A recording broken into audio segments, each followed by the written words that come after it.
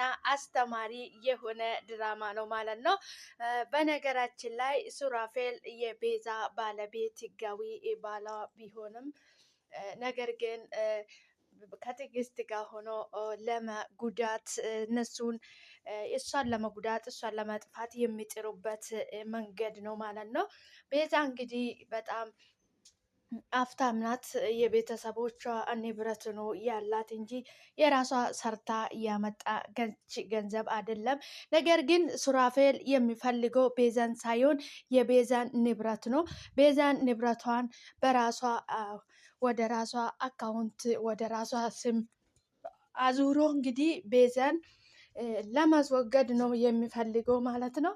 እንግዲህ በዚህ መሀል ደግሞ ሳሚ ለቤዛ ነው የሚቆመው ማለት ነው።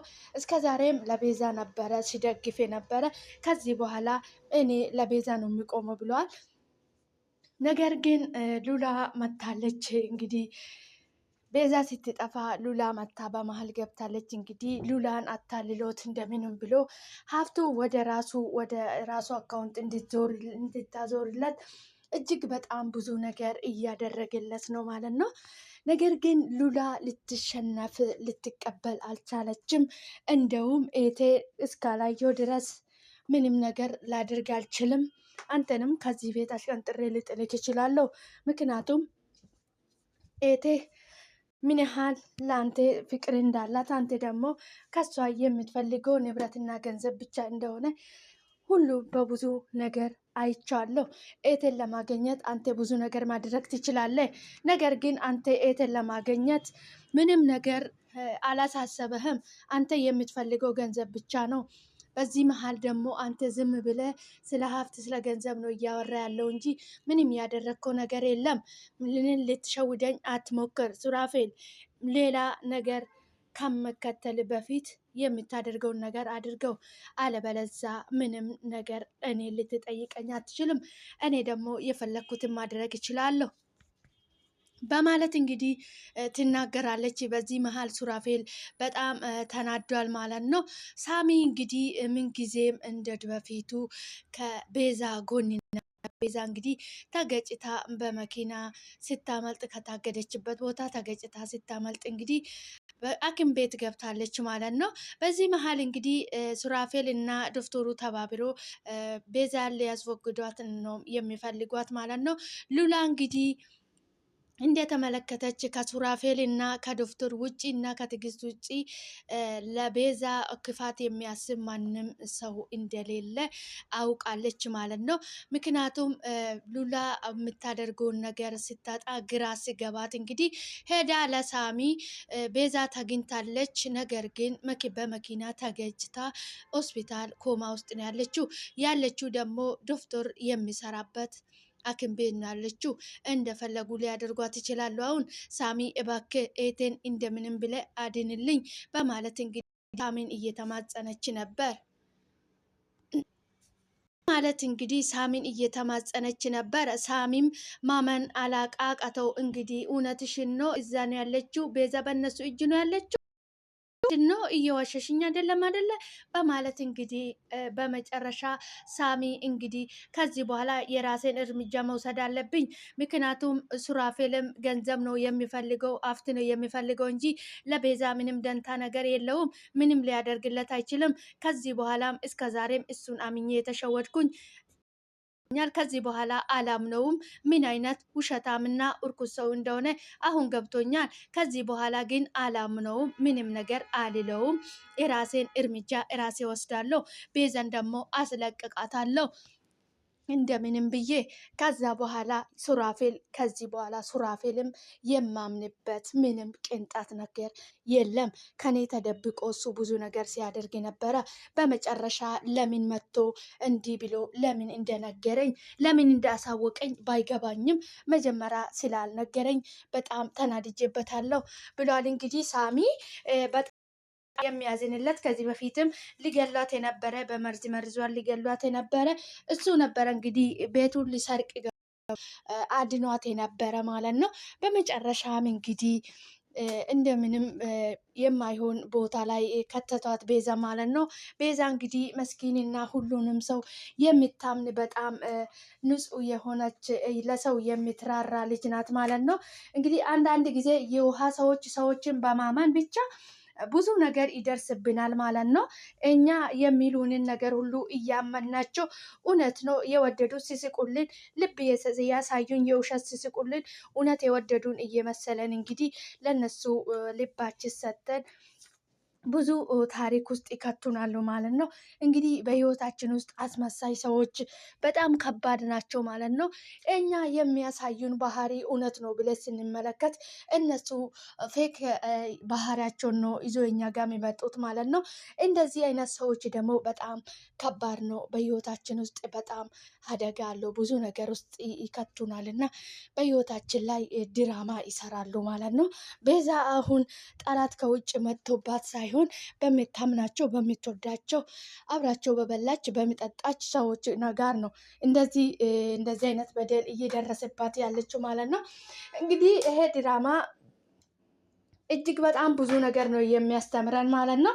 ምክንያቱም ሰዎች ማለት ምን ማለት እንደሆነ እንግዲህ አብሮን እየበላን አብሮን እየጠጣን መጨረሻ ላይ እኛን የሚጎዳን መጨረሻ ላይ ለእኛ ጉድጓድ የሚቆፍሩ ወዳጅ መስሎ ተቆርቋሪ የሚባሉ ሰዎች ናቸው። ቤዛን እንግዲህ እንደዚህ አይነት ከባድ ችግር ውስጥ እየከተቱት ጠላት ከውጭ መጥቶባት አይደለም ማለት ነው። እንግዲህ በምትወዳቸው አብራቸው በበላች አብራቸው በጠጣቻቸው ስንት ነገር አብራችሁ የሆነች ሰዎች ናቸው እሷ ላይ ዛሬ እንደዚህ አይነት መጥፎ ነገር እያደረጉ ያሉት ማለት ነው። ሰዎች ማለት እንግዲህ በጣም ከባድ ነው። ሰው ልጅ ማመንም እንግዲህ ያለማመንም በጣም ከባድ ነው። ከሰዎች ጋራ እስከ ኖርን ድረስ ደግሞ ሰዎችን ማመን ግዴታችን እስከሆነ ድረስ ከሁሉም ነገር መቆጠብ፣ ይሄንን ሰው እንወዳለን ብለን ራሳችን አሳልፈን ያለመስጣት መቆጠብ እንዳለብን ነው የሚያስተምረን ይሄ ድራማ ማለት ነው። ሰላም ሰላም! ውድና የተከበራችሁ የኔ ውድ ቤተሰቦች እንዴት ናችሁልኝ? እናለሁ ፈጣሪ የተመሰገነ ይሁን። እናንተም ሰላም እንደምትሆኑልኝ ተስፋ አደርጋለሁ። በያላችሁበት ቦታ ፈጣሪ ሰላማችሁን ያብዛልኝ። እኔ ጋ የበዛ ሰላም ለእናንተም ይብዛላችሁ እያልኩ ዛሬ በአዲስ ቪዲዮ መጥቻለሁ ማለት ነው። እንዴት ናችሁልኝ? ፈጣሪ በያላችሁበት ቦታ ሰላማችሁን ያብዛላችሁ። እንግዲህ እንኳን ወደ ቤቴ በሰላም መጣችሁ። እንግዲህ ቤቴ ስለመጣችሁልኝ ደስ ብሎኛል። ስላገኘኋችሁ ሰላማችሁ ይብዛልኝ። ፈጣሪ ከክፉ ነገር ሁሉ ይጠብቃችሁ። እንኳን ወደ ቤቴ በሰላም መጣችሁ። በድጋሜ ቪዲዮን ስታዩ ላይክ አድርጉልኝ። መልካምነት ለራስ ነው፣ አይከፈልበትም። ምንም ከኛ የሚጎል ነገር ስለሌለ ሰላማችሁ ይብዛልኝ። ፈጣሪ ከክፉ ነገር ሁሉ ይጠብቀኝ። ሼር፣ ላይክ፣ ሰብስክራይብ በማድረግ አበረታቱኝ። መልካምነት ለራስ ነው።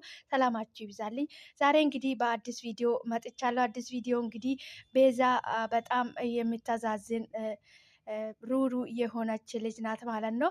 ሉላ እንግዲህ መንታ ኤቷ ናት ማለት ነው። ሉላ መንታ ኤቷ ብትሆንም እሷንም እንግዲህ ተንኮል ሰርቶበት እሷንም ሌላ ኬዝ ውስጥ ለመክተት እየጣሩ ነው። ነገር ግን አሁን ከሉላ ጎን ያሉ ሳምና የሉላ አክስትና ሁለቱ ሴቶች ናቸው ያሉት ማለት ነው አጠገባቸው።